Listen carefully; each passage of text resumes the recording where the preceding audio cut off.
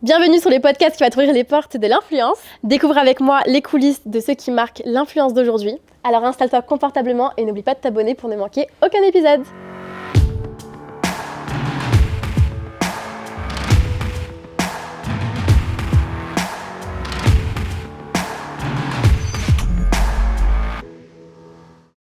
Aujourd'hui, nous accueillons une personnalité inspirante et engagée.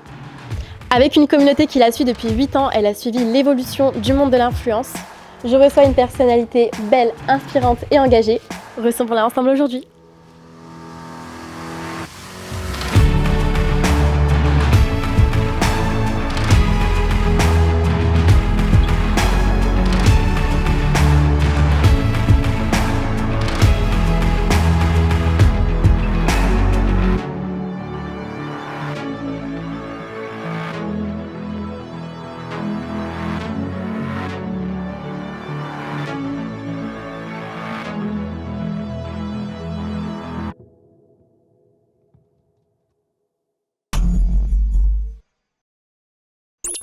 Hello Natania, comment tu vas? Ça va et toi Agathe? Ça va, je suis trop contente de t'avoir avec moi. Aussi, vraiment. Ça me fait trop plaisir. Merci de m'avoir invitée. Mais avec plaisir, attends, t'es une invitée d'honneur quand même.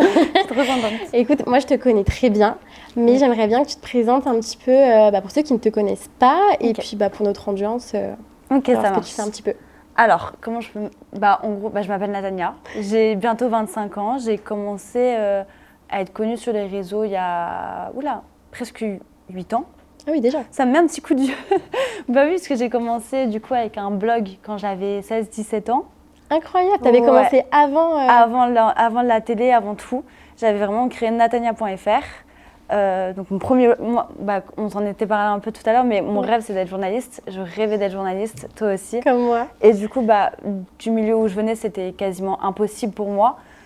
Du coup, je me suis dit, tu sais quoi, je ne peux pas aller au journalisme, le journaliste va venir à moi et let's go. Et je vais... On aime cette vibe d'énergie. Exactement. Du coup, j'ai créé natania.fr. Donc, j'avais déjà ma petite audience et tout sur les réseaux. En plus, je faisais pas mal de photos. Et tu parlais de quoi en fait sur ton blog? Tu regarderas après, je te l'enverrai de toute façon.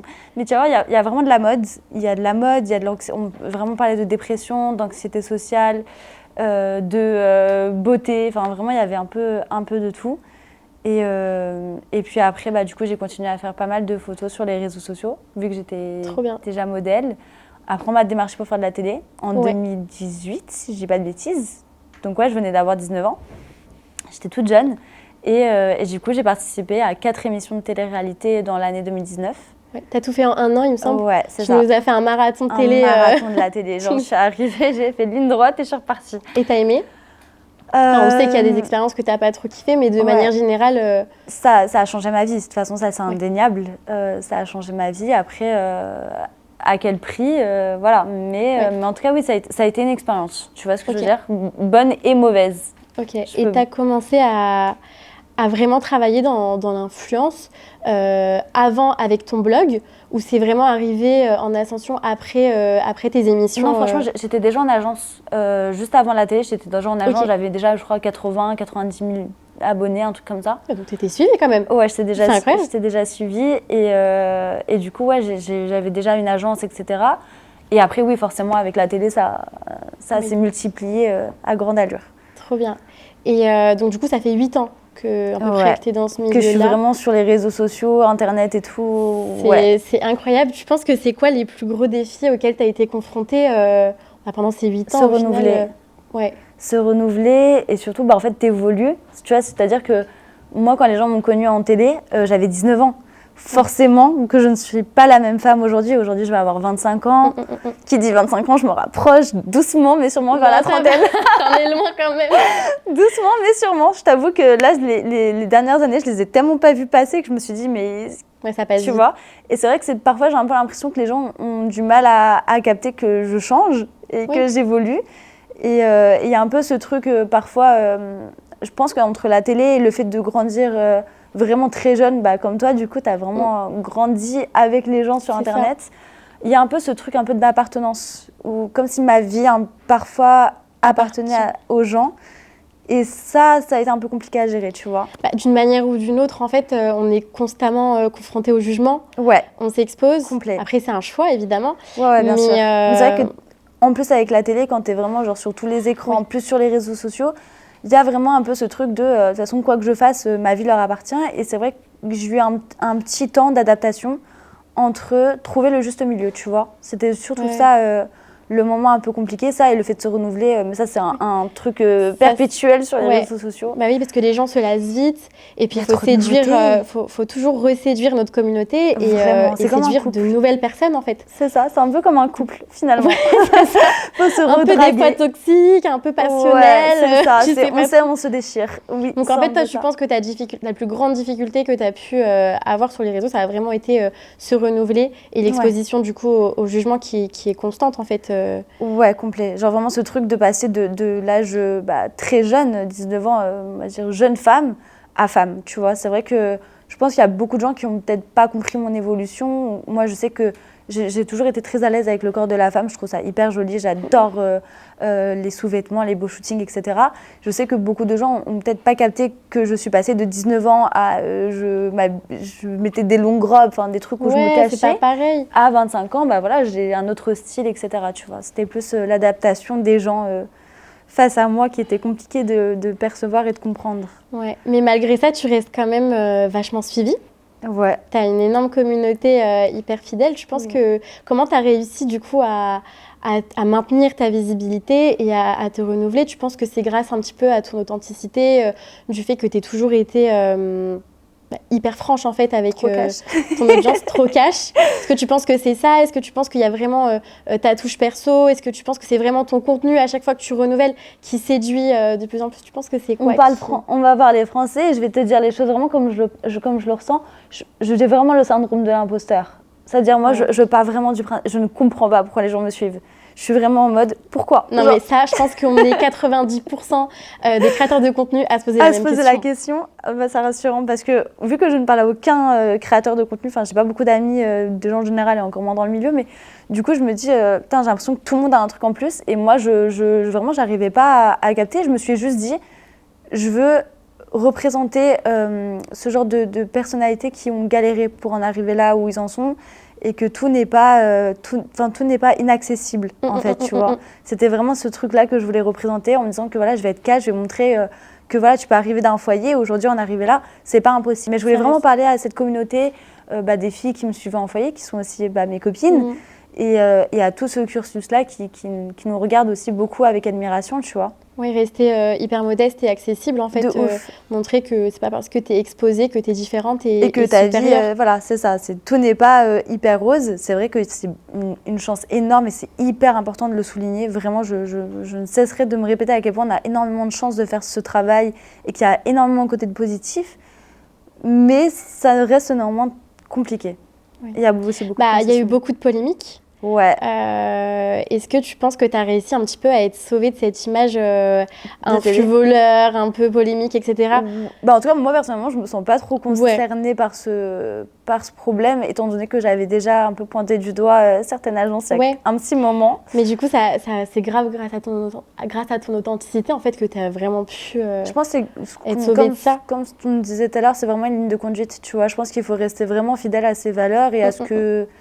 je pense pas que tout doit être accepté pour l'argent. Tu vois ce que je veux dire? Et le problème, c'est qu'il y a beaucoup d'influx, j'allais dire influx voleurs, mais oui. Mais il y en a. Il y en a beaucoup qui ont primé beaucoup sur l'argent et qui ont oublié en fait l'éthique. Et malheureusement, à un moment donné, ça te rattrape. Ouais, ça te rattrape forcément. T'as jamais fait de collaboration que t'as regretté? Si, bien sûr, quand j'ai commencé et tout. Surtout qu'il ne faut pas oublier que l'influence est nouveau, malgré tout. On n'était archi pas calés, non. Mais oui, c'est vrai qu'avant, quand j'étais dans d'autres agences d'influence et tout, que je ne citerai pas, mais que je te laisse deviner, il y a eu plusieurs fois des problèmes avec des produits et tout. Et souvent, je contactais sans jamais le moindre retour et tout. Et puis à force de 1 fois, 2 fois, 3 fois, 4 fois, allez, ça suffit. Et à un moment donné, on décide de se dire que, ok, confortablement, financièrement, on est bien, mais est-ce que le stress que ça t'engendre et les problèmes et le fait de décevoir aussi beaucoup de gens, est-ce que ça vaut le coup? C'est ça. Tu vois? Et du coup, tu as changé d'agence? T'es de nouveau en agence ou tu te gères seule? Toute seule. Toute seule, ok. Et comment tu fais en fait? Comment tu choisis les marques avec lesquelles tu travailles? Comment ça se passe pour toi? Raconte-nous une collaboration du début jusqu'à la fin. Comment ça se passe? Comment tu la gères? Ok.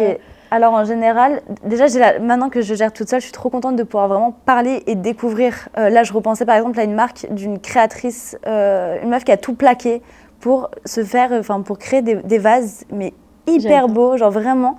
Et elle a vraiment tout plaqué et du coup, on a beaucoup parlé au téléphone ou même là récemment, une créatrice marocaine qui a développé une gamme de soins et tout. J'aime ce contact vraiment humain de connaître l'histoire derrière. Tu vois ce que je veux dire? Aujourd'hui, que j'ai la chance de pouvoir sélectionner et tout, ça me parle. Vraiment, ça me touche. Donc en général, je reçois un mail, je réponds au mail, j'essaie d'avoir le numéro de téléphone pour parler avec la personne directement, voir un peu le feeling, l'énergie de comment tu me vends ton truc. Parce que si moi, il faut que je le vende, il faut déjà que toi, tu me le vendes à 1000%. Trop bien. Ensuite, j'aime bien tester les produits en amont. Franchement, sur, on va dire, une durée entre 2 semaines, 3 semaines. Histoire d'être sûre de voir est-ce que je l'adopte, est-ce que je kiffe, est-ce que je kiffe pas. En général, maintenant, il y a beaucoup de marques que j'adopte en général dans mon quotidien, des marques de make-up, etc. Et après, elles viennent à toi ou toi, tu vas vers elles. Exactement.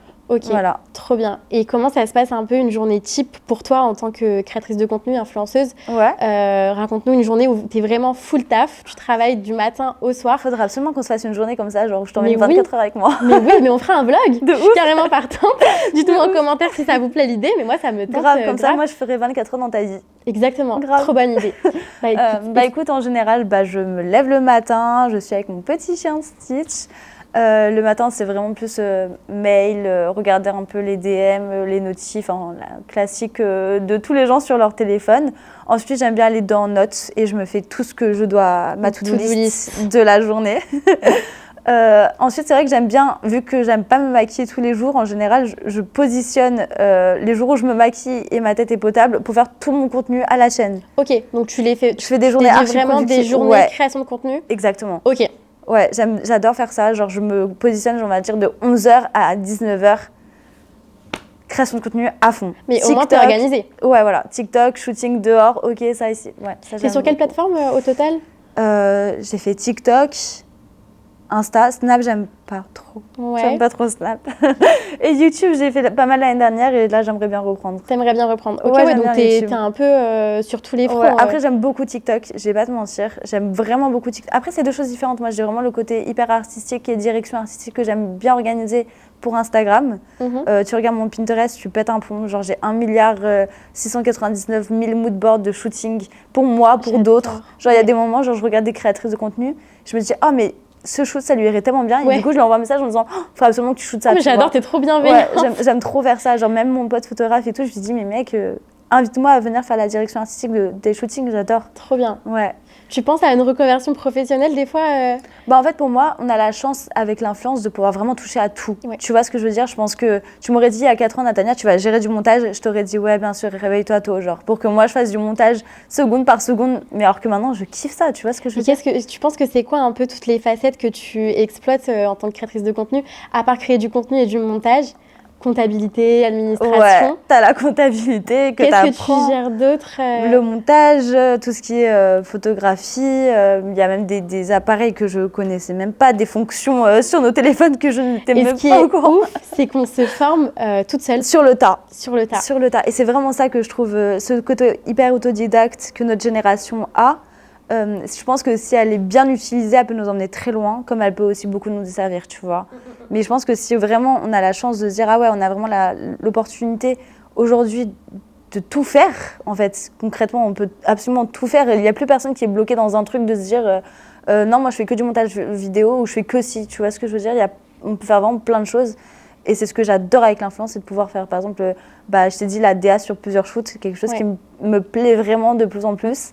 Ça commence vraiment, oui, effectivement, un peu à me titiller. C'est trop bien. En plus, tu restes dans le domaine de l'art, de la communication, du marketing. En fait, être influenceur, c'est plein de métiers différents. Complètement. En fait, on est un peu des couteaux suisses. Ouais, c'est vrai. C'est quoi que tu préfères faire? Moi, ce que je préfère faire... Avant, je préférais tourner. Ok. Maintenant, j'adore le montage. Sérieux? Ouais. Tu vois? Je détestais monter avant. Ça me saoulait, c'était trop long. Et maintenant, en fait, j'aime bien parce que je me pose et en fait, c'est un moment invitant, complètement. Je m'évade totalement et je suis plus du tout. En fait, pourtant, je suis pas très calée en montage. Hein. Mes montages, ils sont pas non plus. Oui, mais je suis pas une pro, mais c'est kiffant. Et je kiffe. Et ce que j'aime le plus, tu vois ton évolution et tout. Je vois l'évolution et les retours. Moi, tu me fais un compliment sur ton montage. Ah, j'adore le montage. La qualité de ta vidéo, elle est cool. Écoutez ça, les gars, c'est hyper important. Mettez-les sur le kiffe plus que si tu me dis que mon make-up, il est unfake, tu vois. Non, je comprends complètement. Même moi, quand on me complimente, genre, tu vois, avant, par exemple, sur les photos, j'adorais que moi, je sois jolie sur la photo. Maintenant, c'est vraiment l'ambiance complète de la photo qui me parle. Tu vois ce que je veux dire? Quand je fais une belle photo, même si ça se trouve, moi, on va voir un bout de mon nez. Tu vois ce que je veux dire? Des fois, juste un reflet de cheveux. Mais juste le fait que la direction artistique me plaise complètement et que ça en fasse une vraie belle photo, je suis trop contente. Trop bien, je suis trop contente. Je pense que je vais prochainement t'organiser un petit shooting photo. Mais oui, mais quand tu veux. Franchement, je serais hyper chaude. Quand tu veux, je te donne mon agenda, on se planifie ça. Cool. Et puis j'espère que nos audiences aimeront. Ouais, franchement, ça serait trop cool. Nos ADN. Ouais. Et du coup, vu que c'est plein un petit peu de métiers différents en un métier, on va parler un petit peu de revenus. Let's go. De revenus. Est-ce que tu as des revenus qui sont stables? Ouais, franchement. Ça reste. Oui, ça l'est. Il y a des périodes où ça l'était absolument pas du tout, franchement. D'où aussi pourquoi j'ai quitté. Là, récemment, il y a 1 an, j'avais été dans une agence où j'étais extrêmement déçue.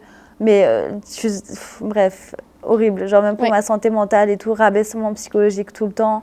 Et c'était compliqué parce que là, vraiment, revenu complètement instable.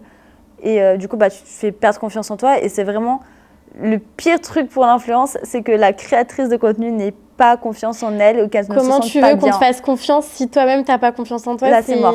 Là, c'est la spirale infernale parce que du coup, tu dois créer du contenu pour gagner ta vie, mais du coup, tu n'as pas le moral et ça devient l'enfer.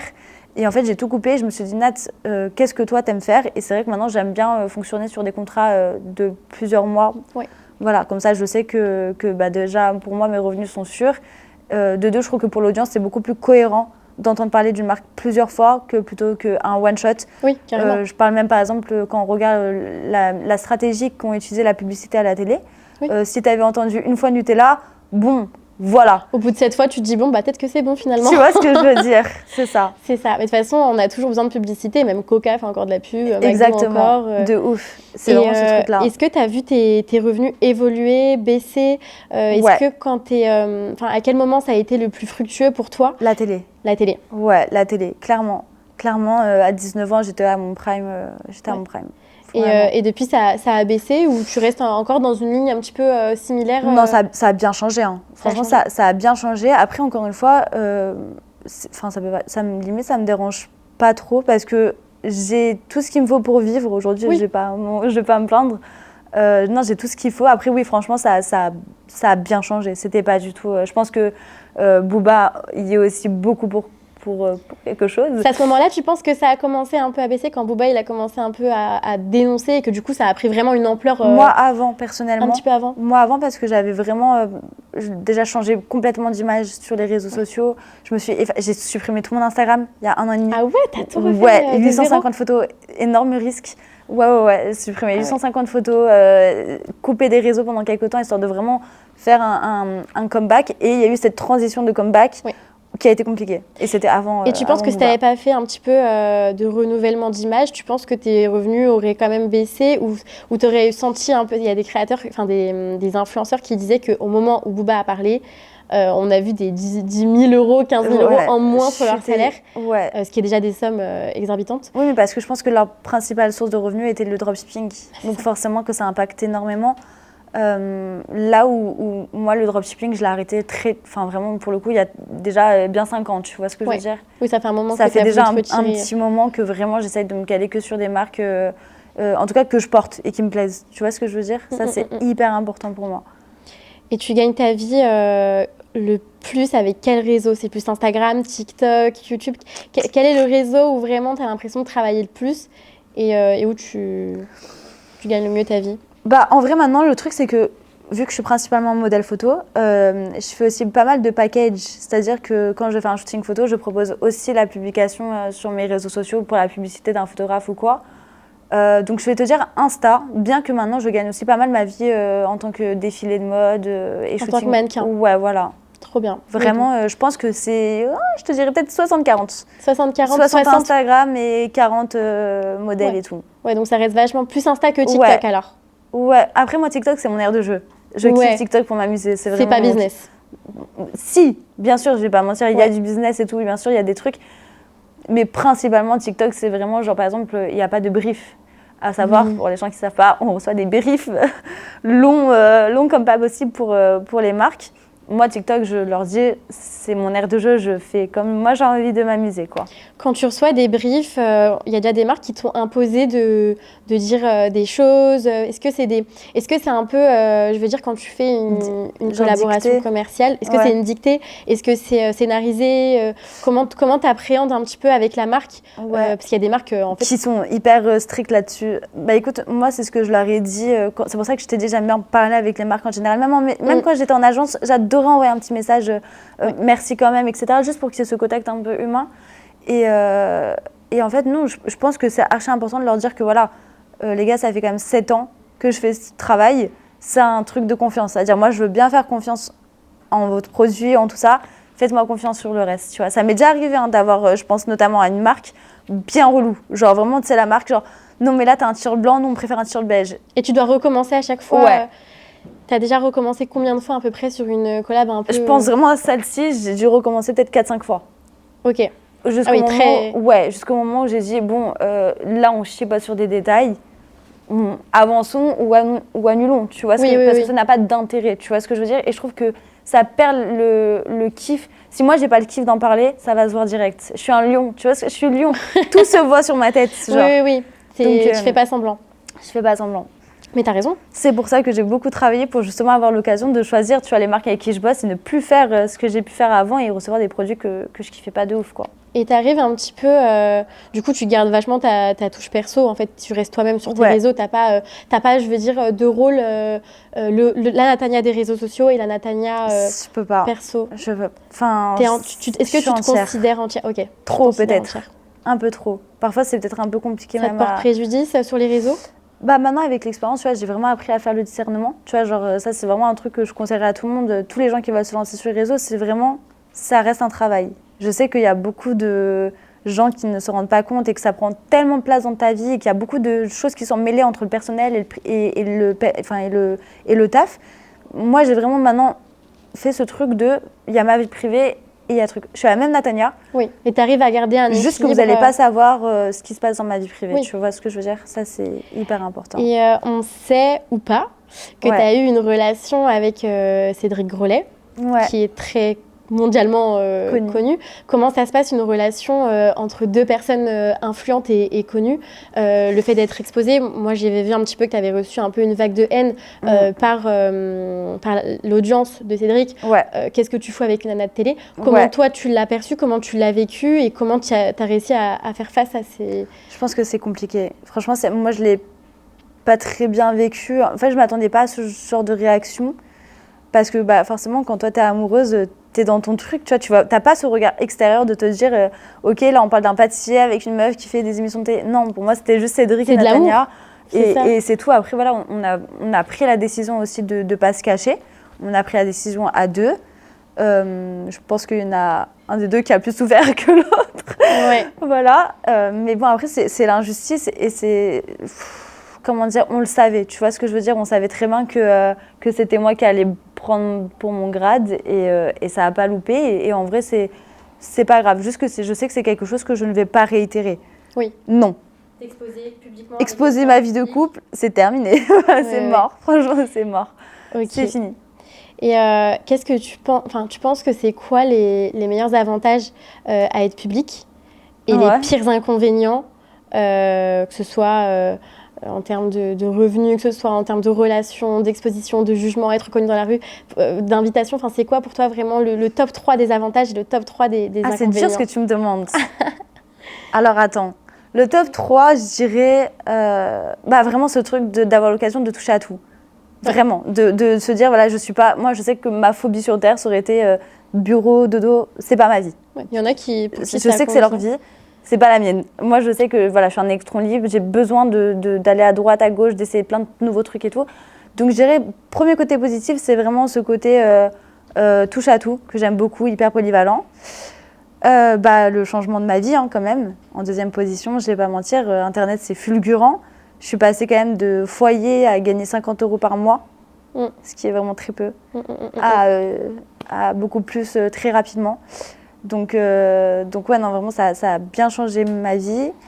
Et la troisième, je dirais l'opportunité que ça m'a engendré de rencontrer de très belles personnes. Je pense notamment à Huda Beauty. Ouais, je pense elle est incroyable.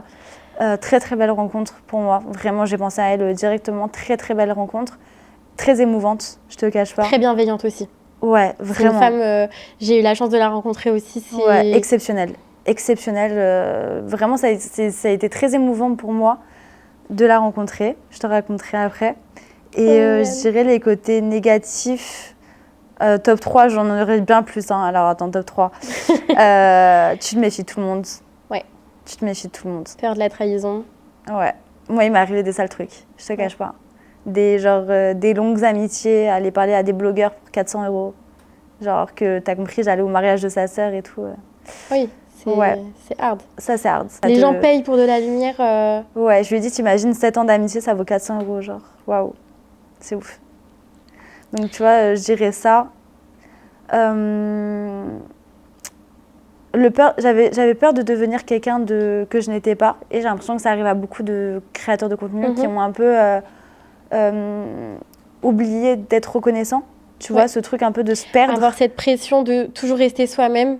Ouais. Et de faire attention à pas divaguer. Ouais, c'est un des... Ouais, de ouf. Moi, ça se fait naturellement, parce que je suis insociable, mais j'ai de l'anxiété sociale, donc je me renferme sur moi, donc ça m'empêche de divaguer.